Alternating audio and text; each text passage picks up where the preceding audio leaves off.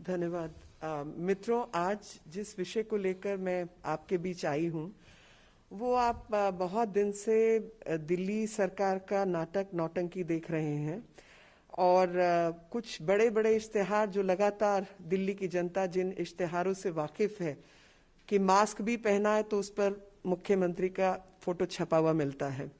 यहाँ तक कि ओला उबर तक को आदेश था कि वो उनकी फोटो चलाएं एलईडी के ऊपर, जब नहीं चलाई तो ऑन ऑफ उनसे स्पॉन्सर करा के इन्होंने अपनी फोटो दूसरी तरीके से चला दी। तो इतने जो अपना चेहरा दिखाने के शौकीन हैं और जनता का पैसा लगातार जनता के बीच फोटो के माध्यम से खर्च किया जा रहा है, वो व्यक्ति ने अभी पीछे कुछ 2-3 दिन पहले एक काले रंग का इश्तिहार निकाला कि 2,500 करोड़ का घोटाला, और उस पर ना तस्वीर थी और ना ही आम आदमी पार्टी का नाम था।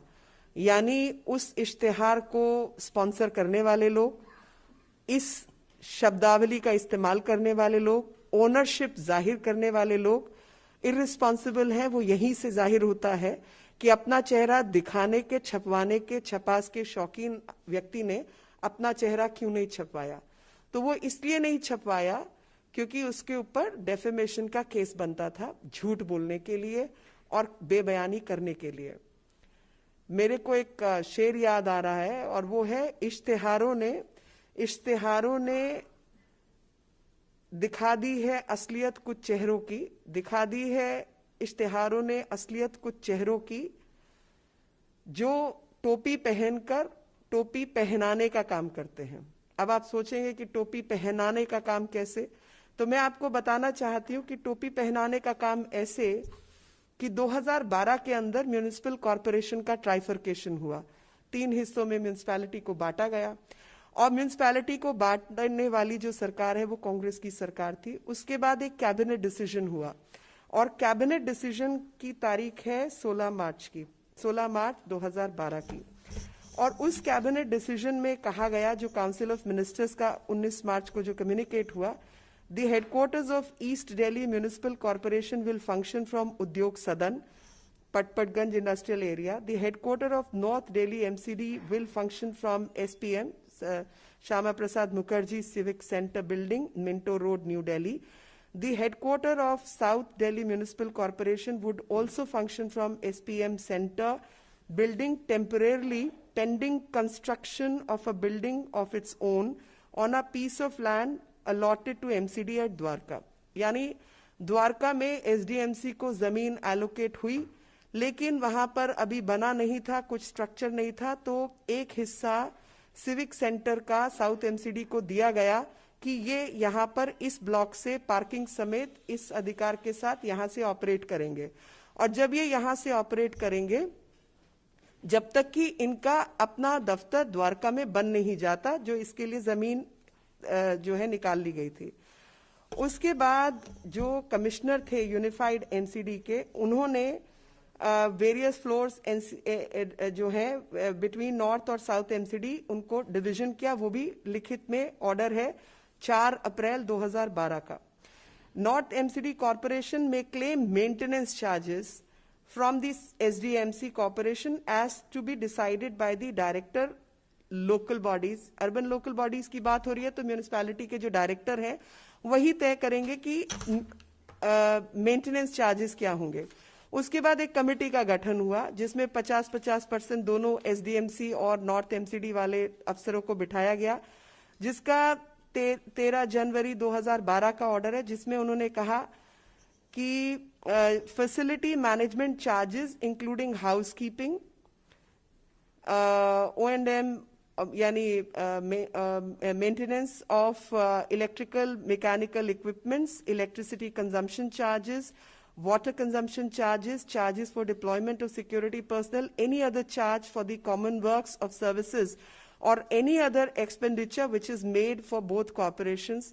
Now, this was to be divided on actual basis 50-50 between the two corporations. यानी जो बिल्डिंग की ओनरशिप है, जो सिविक सेंटर है, वो नॉर्थ एमसीडी के क्षेत्र में आता है, लेकिन एसडीएमसी को एक हिस्से में उनका दफ्तर चलाने का अधिकार दिया, इस शर्त पर कि जो मेंटेनेंस चार्जेस हैं, जो एक्चुअल हैं, बिजली का बिल है, पानी का बिल है, सिक्योरिटी चार्जेस हैं, रंग रोगन के चार्जेस हैं, इलेक्ट्रिकल इक्विपमेंट्स के चार्जेस हैं, वो सब एक्चुअल जो है 50-50% दोनों के बीच बटेगा और साउथ एमसीडी अपना हिस्सा नॉर्थ एमसीडी को देगी, क्योंकि ये क्षेत्र नॉर्थ एमसीडी का है, ये ज्यूरिसडिक्शन नॉर्थ एमसीडी का है, जब तक कि एसडीएमसी अपना बना नहीं लेती office.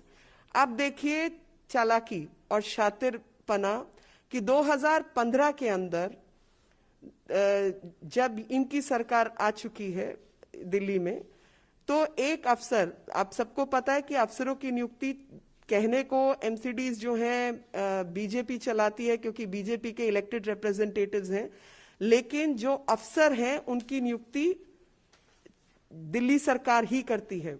So all the officers, commissioner, directors, etc., are appointed by Delhi government. So 2015, one of the directors, and there was a cabinet decision also to that effect, which was of 16 March 2012. So one of the directors raised a demand of expected rent from SDMC. तो उन्होंने rent मांगना 2015 से bill raise करना शुरू कर दिया कि SDMC हमें किराया दे। तो किराया तो ओरिजिनल ना तो जब ट्राइफरकेशन हुआ उसका हिस्सा था, किराया कभी कैबिनेट डिसीजन का हिस्सा नहीं था, उस पर काम एक्ट हो चुका है उसका हिस्सा नहीं था। 2015 में सडनली क्या हुआ, दिल्ली की सरकार बदली, ये हुआ, और उसके बाद से एसडीएमसी से इन्होंने किराया मांगना शुरू कर दिया, जिसके जवाब में एसडीएमसी ने 2015 के बाद 2016 में 16 मार्च 2012 के ऑर्डर का व्याख्यान करते हुए कि कैबिनेट डिसीजन और कैबिनेट ऑर्डर, मिनिस्टीरियल कम्युनिकेशन और एसडीएमसी की और नॉर्थ एमसीडी की जितनी भी कम्युनिकेशन है उसके आधार पर ये नाजायज है और ऐसा कुछ अग्री नहीं हुआ था। तो जो एग्जैक्ट वर्ड्स हैं, that is unified MCD, the committee felt it appropriate and justified unanimously recommend that there is nowhere mentioned about rent component which needs to be paid by South DMC to North DMC except the charges as ordered by director local bodies, Government of Delhi, conveyed wide order file number 3/47 etc., dated 28/10/2013. It emerges that headquarters of South Delhi Municipal Corporation would function from the Shama Prasad Mukherjee Civic Center building temporarily pending construction of building of its own on a piece of land allotted to MCD at Dwarka as per cabinet decision dated 16 March 2012, communicated wide order dated 19 March 2012. Recommendation of the said committee is also annexed. Now what is important is कि इसके बाद इन्होंने 2019-20 और 2020-21 में as proposed by the commissioner, no dues pertaining to the ground rent license fee from SDMC towards the civic center occupation were incorporated. तो जब budget बनता है और जब लास्ट बजट रिवाइज हुआ तो उसके अंदर इसको काटा गया कि कोई एस्टिमेटेड जो पैसा है ग्राउंड रेंट, क्योंकि ग्राउंड रेंट कभी हिस्सा ही नहीं था, तो वो नहीं लिया जाएगा और उसको बजट से हटाया गया। और इसका जिक्र जो है एक्सपेक्टेड इनकम ही गलत है, क्योंकि ये इनकम कभी एनविसाज नहीं की गई थी, कभी मांगी नहीं गई थी, और बजट एस्टिमेट से इसको हटाया गया और ऐसा कोई प्रपोजल नहीं है, ऐसा किया गया। तो यानी नॉर्थ एमसीडी की एंट्री को साउथ एमसीडी की एंट्री ने स्क्वायर ऑफ कर दिया, दोनों एमसीडीज ने स्क्वायर ऑफ कर दिया। इसको ये 2500 करोड़ का घोटाला बता रहे हैं। अब आप मुझे बताइए, साउथ एमसीडी ने जो नियम था उसके अनुसार काम किया, और साउथ एमसीडी जब एग्जिस्टेंस में आई, अपनी मर्जी से नहीं आई, उस समय की दिल्ली सरकार ने तीनों म्यूनिसिपैलिटीज को अलग हुआ, यूनिफाइड म्यूनिसिपैलिटीज का ये डिसीजन है, और डेफेमेशन और अपने खिलाफ केस से बचने के लिए ये झूठा भ्रम पैदा कर कर लोगों को धोखा देकर, फरेब देकर ये शातिर राजनीति कर रहे हैं। एक ऐसे व्यक्ति जिनको अपनी तस्वीरों से फुर्सत नहीं मिलती, वो पानी, बिजली, मतलब जहां डेंगू मलेरिया एमसीडी हटाती है तो फोटो केजरीवाल जी अपनी लगा देते हैं, और ये वो व्यक्ति हैं जिन्होंने असलियत में 13,000 करोड़ रुपया म्यूनिसिपैलिटी का नहीं दिया है। the truth is that 13,000 crore in terms of third finance commission and fourth finance commission is due from Delhi government, which it has not paid. The reality is that these people are trying to smother MCD. MCD को खत्म करने के लिए, MCD को खराब करने के लिए, बर्बाद करने के लिए ये इस तरीके की धोखे की राजनीति कर रहे हैं। ऐसा लगता है जैसे हर कदम पर एमसीडी के साथ, दिल्ली की जनता के साथ फरेब हो रहा है और हर तरफ काम करना इन्होंने दुश्वार कर दिया है म्यूनिसिपैलिटीज का। और इस तरीके की रोज की नए नाटक नौटंकी, 100 किस्म के बहानेबाजी, जिसके दौरान काम करना ही अपने आप में कसूर हो गया है। आप अंदाजा लगाइए कि म्यूनिसिपैलिटीज में अगर कोई भारतीय जनता पार्टी का नेता चुनकर आता है, क्योंकि लोकल लेवल पर वो पॉपुलर है, लोग उसको चाहते हैं, लोग उसको इज्जत देते हैं, मानते हैं और उसको चुनकर भेज देते हैं, या उसकी गलती है क्या? या उसकी सजा मिलनी चाहिए दिल्ली को क्योंकि उसको चुनकर भेजा है? लगातार दिल्ली सरकार की मंशा यही है, किसी तरीके से काम करने वाले लोगों को काम नहीं करने दिया जाए और दिल्ली की जनता के ऊपर म्यूनिसिपैलिटी बर्डन बन जाए। और वो बर्डन है, ये वो कोरोना वॉरियर्स हैं जिन्होंने, जब मुख्यमंत्री जी अपने घर के बाहर नहीं निकल रहे थे, किसी एमएलए की शक्ल जमीन पर नहीं दिख रही थी, जब प्रॉपर फुल लॉकडाउन था, उस समय पर भी ये सब लोग सड़कों पर निकलकर लोगों के बीच काम कर रहे थे। जो सुबह 6 बजे से पहले दिल्ली की सड़कें साफ करता है वो कोई अमीर आदमी नहीं है। सफाई कर्मचारी को उसका वेतन ना मिले, जिन लोगों ने पहले दिल्ली की सेवा की है उनको अपनी पेंशन समय पर ना मिले। म्यूनिसिपैलिटीज के स्कूल में, प्राइमरी स्कूल में कोई अमीर व्यक्ति टीचर नहीं बनता और ना वहां पे अमीर लोगों के बच्चे पढ़ने आते हैं। उनका यूनिफॉर्म, उनका मिड डे मील, उनका खाना, उनकी टीचर्स की सैलरी, विधवा की पेंशन, डिसेबिलिटी पेंशन, ये कुछ भी जारी ना हो, ये हरकत है दिल्ली सरकार की। और वो 13,000 करोड़ रुपया जो ड्यू है वो कोरोना वॉरियर्स को, नर्सेस को, डॉक्टर्स को, सफाई कर्मचारियों को, किसी को उसका पैसा नहीं मिल रहा। इसके लिए सीधे तौर पर दिल्ली के मुख्यमंत्री और उनकी टीम, पूरी की पूरी दिल्ली सरकार जिम्मेवार है। और यही हालत जो है, ये जो धोखे की डिसेप्टिव राजनीति करने का इनका तरीका है, वो इनके इश्तिहारों ने बिल्कुल सही मायने में दिल्ली की जनता को दिखा दिया कि जो व्यक्ति 24 घंटा अपने इश्तिहार लगाकर पैसा उड़ाता है जनता का, उसने इस 2,500 करोड़ के इश्तिहार पर अपना चेहरा क्यों नहीं छपाया। इसलिए नहीं छपाया क्योंकि सीधे तौर पर उसके ऊपर क्रिमिनल केस बनता और सिविल केस भी बनता, और इस वजह से बचने के लिए इन्होंने ये हरकत की। यही आपको सच्चाई और असलियत जाननी पड़ेगी। आज मुझे अभी समाचार मिला कि इन्होंने जो है, जो किसानों के जो बिल हैं, जो अभी केंद्र सरकार लेके आई थी, उसको दिल्ली राजपत्र में 23 नवंबर को नोटिफाई किया गया। ये नोटिफिकेशन आप सबके सामने है और ये नेट पर सब जगह आपको मिल जाएगी। ये दिल्ली सरकार की नोटिफिकेशन है। यू टर्न में एक्सपर्ट, धोखे की राजनीति, फरेब की राजनीति करने वाली आम आदमी पार्टी और उसके मुख्यमंत्री, ये नाटक फिर चालू किया हुआ है। अब ये विधानसभा के अंदर खड़े होकर एक्ट की कॉपी फाड़ रहे हैं। आप मुझे बताइए, खुद नोटिफाई करने के बाद एक्ट की कॉपी फाड़ रहे हैं, यानी दिल्ली के नियम अलग और पंजाब का चुनाव आ रहा है तो उधर का नियम अलग। इससे बड़ी धोखे की राजनीति क्या होगी कि किसी जगह तो टिक जाओ, कहीं तो सच बोलो। हर जगह झूठ, हर जगह फरेब। Everywhere they are making a mockery of people in public spaces. I do not think people carry a good impression about leaders who keep changing their stand as per the norm. You know, this is what is called opportunistic politics. Even amongst the politicians, he's a laughing stock because everybody laughs at him, saying, you know, he is untrustworthy. He can just change his colors. He's the new chameleon because he can just change and without qualms. मतलब बिल्कुल गिरगिट की तरह रंग बदलने वाले व्यक्ति हैं जो कि सेकंड के अंदर अपना रंग बदलते हैं, बल्कि गिरगिट को भी शर्म आ जाए। खुद नोटिफाई किया 23 नवंबर को।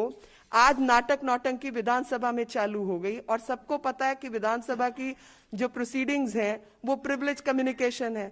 कोई इनके ऊपर झूठ बोलने का आरोप भी नहीं लगा सकता, लेकिन दिल्ली की जनता ये दोनों तस्वीरें देख ले जो कि मैं आपके सामने दिखा रही हूं।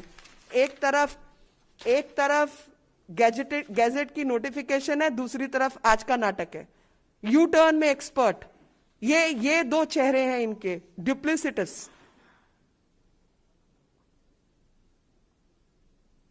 ये इसको कहते हैं दो मुई बात, कि एक ही समय में नोटिफाई करोगे, एक ही समय में उसको खारिज करोगे। दिल्ली के किसानों की यह हालत है कि दिल्ली में कभी किसानों को एमएसपी मिला ही नहीं है कांग्रेस के समय से।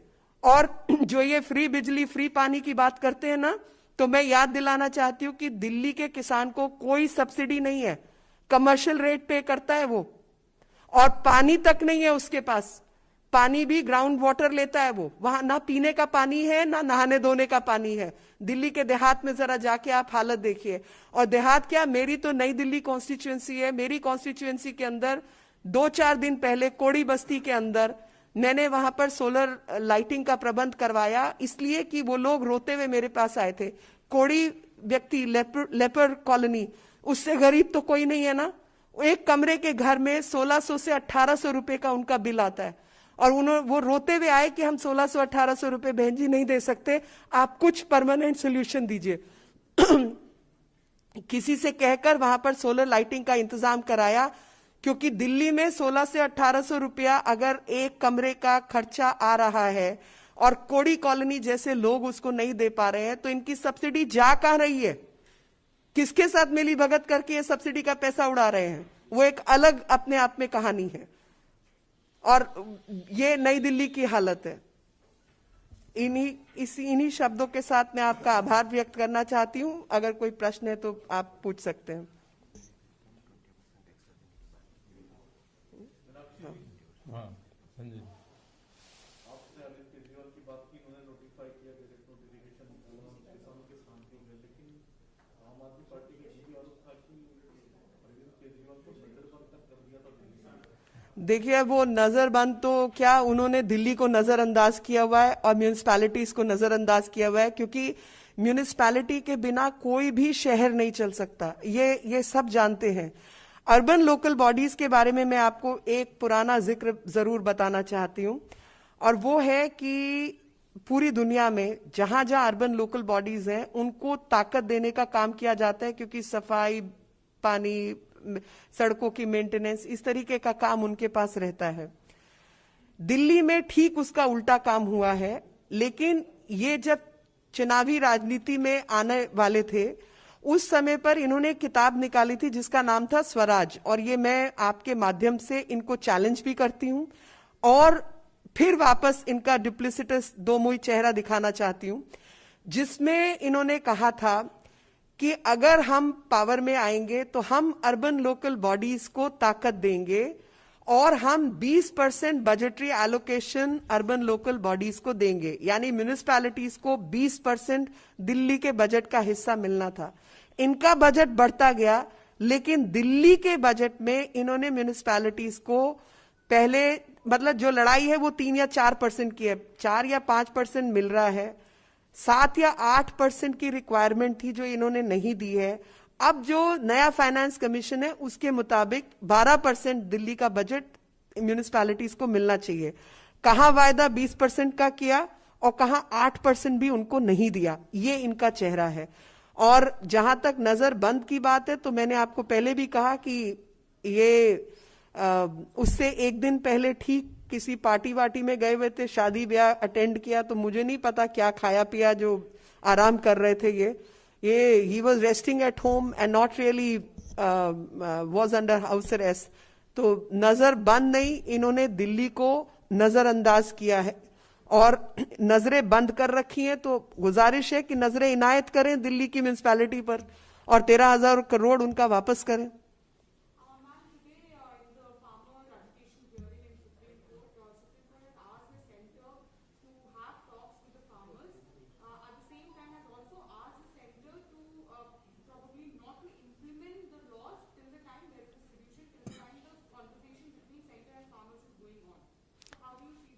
Ma'am, I am not aware of the exact observation, so I will not comment. But I will only say that so far as center is concerned, centers had wide discussion across the country. Anyone in the country who has anything to say is always welcome, and center will welcome any steps for open and transparent communication.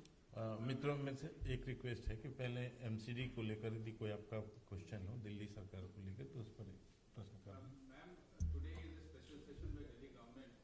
Do you feel that the 13,000 crore issue will get resolved today? Are you optimistic about that? And second, because of the tearing of this paper only a few days back, Ravi Shankar Prasad ji was sitting here and K.K. Sharma ji was also here. When he said that he may be a Paltu Sarkar and change the farmers' bill that he has passed on 23rd November. It is, you see, I do not know what he plans to do. All I can say is he has notified the act. It is for everyone to say. So 23rd November in terms of precedence is before anything subsequent to that. And the fact is, I can get lakhs of farmers to his residence tomorrow, demanding all that he needs to do for Delhi farmers, and which he has not done. Over the years, he has not done. And we can ask for retrospective application also. The fact is, even a small hotel or dharamshala kind of a place which was made and constructed by the then Chief Minister, Mr. Khurana, at APMC has been shut down, where you could just pay 10 rupees, 20 rupees, stay, come and, have a bath, change, and sell your wares. This was a accommodation provision. Even that has been shut down at APMC. APMC की तो जो हालत है वो आप सबको देखनी चाहिए कि पहले जब दिल्ली के मुख्यमंत्री खुराना जी थे तो मदन लाल खुराना जी ने एक रहने के लिए होटल धर्मशाला कहिए रेस्ट रूम बनाया था, रेस्ट हाउस किसानों के लिए कि वो आए, रुके, एक दो दिन जो भी उनको अपना सामान बेचने में लगते हैं, नहाए धोए और 10-20 रुपए में उनका काम चल जाता था. अब वो जगह को पूरी तरीके से खंडर करके बंद किया हुआ है ताकि किसानों को जो बेसिक सुविधा मिलती थी वो सुविधा भी ना मिले. दिल्ली का किसान बेसिक सुविधा के लिए भी मोहताज है. ये दिल्ली की सरकार का असली चेहरा है. Okay, thank you. Thank you very much.